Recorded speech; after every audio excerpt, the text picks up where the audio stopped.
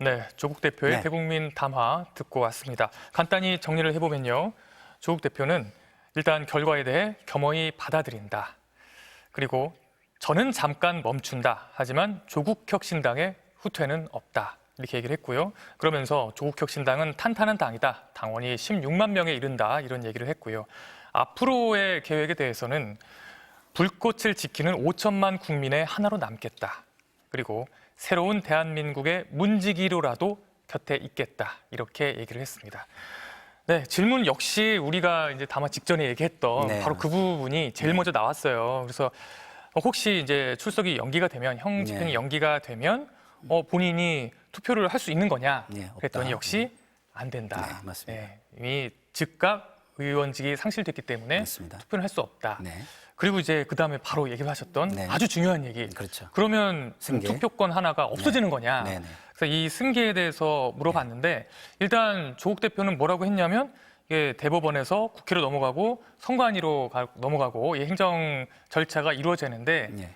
아직 알 수 없다라고 얘기를 하셨는데 네. 확인하신 결과 그렇죠. 네. 이미 이루어졌습니다. 이루어진 걸로. 네네네. 예, 그러니까 네. 이제 의원직 승계에는 네. 이제 문제가 없는 거죠. 선관위에서 확정만 줘주면 네. 백선이 그 후계자를 네. 후계자로 그러니까 승계자로 확정을 줘주면 바로 국회의원 신분이 됩니다. 네. 그럼 14일 날 투표를 하는 데는 아무 문제가 없을 것으로 보입니다. 네, 그래서 이제 14일, 네, 모레죠. 모레 그 탄핵 투표에서는 네. 일단 뭐 한 표가 사라지는 일은 없다. 예, 선관위가 통보를 받았기 때문에 오늘이라도 승계의 확정을 줘지지 않을까 저는 이렇게 좀 예상을 하고 있습니다. 네. 그런데 일단 이 네. 조국 대표가 이렇게 이제 대법원에 의해서 네. 완전히 확정이 돼서 네. 2년 동안 실형을 선고받는 이런 상황이 됐어요. 맞습니다. 그런데 이 조국 대표와 또 이 윤석열 대통령이 뗄 수 없는 관계가 맞습니다. 예. 아니지 않습니까? 근데 이 그동안 조국 대표에 대해서는 굉장히 엄혹하게 수사가 이루어졌고 그렇죠. 반면에 윤석열 대표와 이제 윤석열 대표의 부인 김건희 여사에 대해서는 맞습니다. 수사가 굉장히 미온적으로 이루어졌다. 맞습니다. 이런 비판이 계속해서 있어 왔거든요. 그럼 결국 지금 오늘의 이 결과가 네. 지금 이 시국에 어떤 영향이 있을까요? 일단은 검찰이 살아있는 권력 수사의 형평성을 유지하지 못하는 모습을 지속적으로 보여왔습니다. 근데 지금 상황은 그 살아있는 권력에 서서히 침몰하는 모습이 보이고 있는 듯하기 때문에 검찰이 굉장히 강한 의지를 가지고 수사를 시작을 했습니다. 이게 계속 이어질지는 봐야 되겠지만 왜냐하면 국민의 불신이 검찰 수사에 대한 특히 살아있는 권력에 대한 검찰 수사 의지가 항상 불신되어 왔기 때문에 이 불신으로 국민은 바라보게 될 것입니다.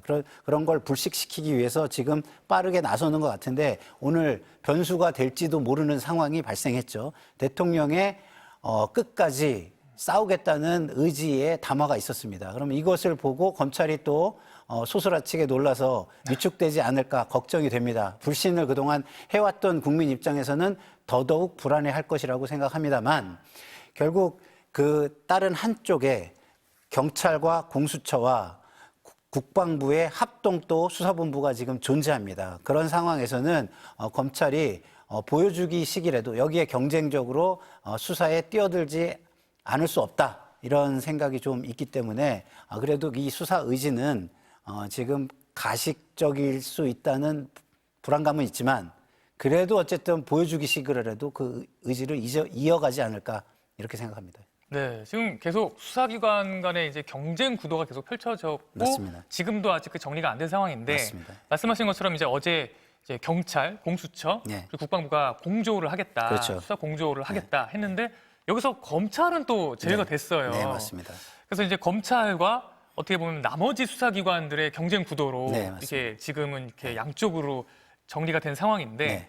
지금 말씀 보시면서 오늘 대통령의 대국민 담화를 보고 네. 검찰이 소스라치게 놀랐을 것 같다. 그랬을 수도 있다. 네. 예. 왜 검찰이 소스라치게 놀랐을까요? 오늘 내용 보고. 왜냐하면 이게 침몰을 하는 그 살아있는 권력이 침몰하는 모습으로 생각을 했는데 이렇게 되면은 또 다른 변수가 생기면 어떡하지? 라고 놀라지 않았을까. 그래서 이제 본인들이 이 수사를 관철시킬 어떤 법적 명분이나 근거가 명확한지 다시 한번 검토를 하지 않았을까 이런 생각이 들고요. 그러나 지금 속속들이 나오는 증언들이 너무 생생하고 명확한 증언들이 나오고 있습니다. 내란에 해당하는 내란의 어떤 근거가 되는 명확한 이야기들이 나오고 있기 때문에 수사 의지는 그렇게 위축되지 않을 거라고 희망 섞이게 관측해 봅니다. 네. 그러니까 지금 말씀하신 거는 이제 검찰이 오늘 대통령 담화를 보고 다른 변수가 나올 수도 있겠다 이런 생각이 네. 들었다는 거는 네. 이게 사실상 오늘 대통령의 담화는 변명이었잖아요. 변명이죠. 네. 완전 변명. 각종 변명. 하나하나 다 일일이 변명을. 해명이라고 보기도 어려운 사실 자기 변명. 합리화죠. 네, 변명이었는데 이렇게까지는 네. 안 할 것 같았는데 네. 이렇게까지 나온다고? 네. 이렇게 지금 검찰이 봤을 수 있다. 그렇죠. 네. 네. 그래서 그 부분에 대해서 가능성을 아마 네. 점검을 하고 그리고 이 수사에 이제 나서겠죠. 이렇게까지 나오니 네. 결국 이제 수사를 제대로 하려면 좀 더 그렇죠. 다져야겠구나. 예, 예, 예. 그리고 저렇게 이것이 명확하게 자기들이 공소 유지가 가능한지에 대해서 한 번 더 점검해 보지 않았을까 개인적으로 좀 생각을 해봅니다. 예. 근데 오늘 이제 보면 이게 변명들이 나왔는데 네. 하나하나가 또 굉장히 디테일하게 네. 얘기를 했거든요. 근데 그런 것들이 네. 혹시 뭐 그럴 수도 있지 않을까? 네. 이렇게 생각하는 네.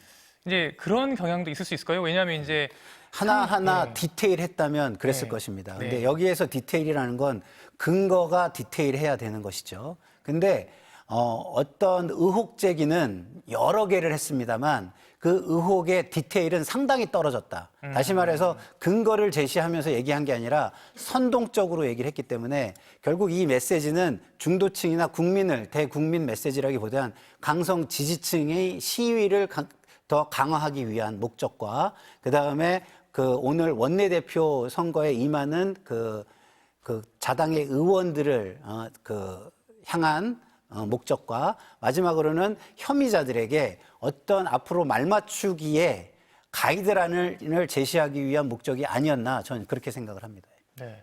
이 전에 담화가 있었을 때는 네. 대국민 사과라고 했지만 사실은 이제 대국민의힘 사과가 아니냐. 이번 메시지도 이 전에 대국민의힘 메시지였다고 네. 생각합니다. 이번에는 지난번엔 대국민의힘이었다면 네. 이번에는 대국민의힘 혹은 대극우 혐의자들, 예, 네. 예. 뭐 그런 메시지가 대강성 지지자들, 대강성 지지자들을 위한 극우 성향의 사람들 나와라, 네, 움직여라, 시위해라. 예. 시위해라, 네. 뭐 이런 식의 그렇게 메시지였다. 저에게는 들렸고 읽혔습니다. 네.